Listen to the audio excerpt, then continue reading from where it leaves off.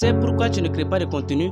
C'est pas parce que tu n'as rien à dire, c'est pas parce que tu n'as rien à partager, c'est pas parce que tu n'es pas créatif. C'est à cause de ces 3 préoccupations et je vais répondre à ces 3 préoccupations une fois pour tous.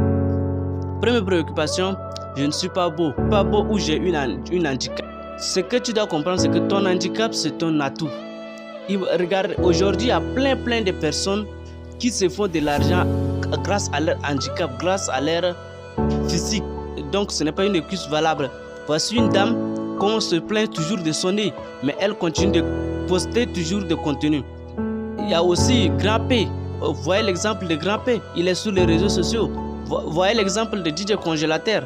Voyez les gens, les personnes qui sont courtes, qui ont de courtes tailles. Vous voyez, ce n'est pas une raison valable pour dire que tu ne vas pas te lancer sur les réseaux sociaux.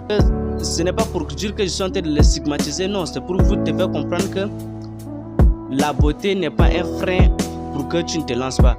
Deuxième préoccupation, j'ai peur de ce que je vais dire.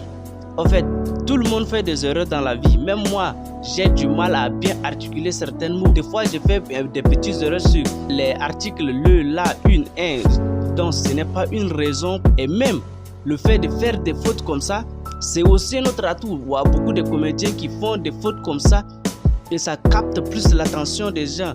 Et quand les gens interagissent, c'est un bon signe pour l'algorithme. Ce n'est pas une raison valable.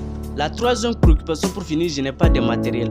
En fait, moi quand j'avais débuté avec mon téléphone. Actuellement, je suis en train de filmer avec mon téléphone. Tu n'as pas besoin d'avoir des matériels hyper coûteux.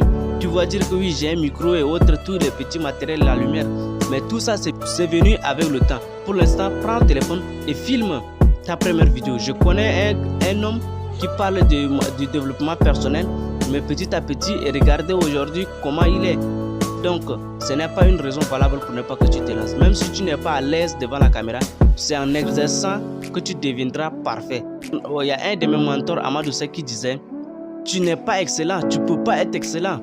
On devient excellent, on apprend à devenir excellent. On n'est pas excellent avec des échecs et des échecs que tu apprends à devenir excellent.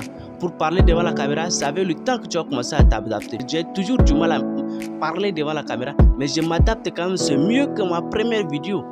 Donc c'est avec le temps que tu comprendras que c'est avec le temps que tu vas t'adapter. Pour apprendre à faire du vélo, tu ne peux pas lire des livres sur comment apprendre du vélo. Il faut faire le vélo. Il faut rouler, il faut tomber. C'est là où tu apprends à conduire le vélo. Désormais, vous n'avez plus aucune excuse pour ne pas vous lancer. Lancez-vous et créez du contenu. Ça va payer un jour.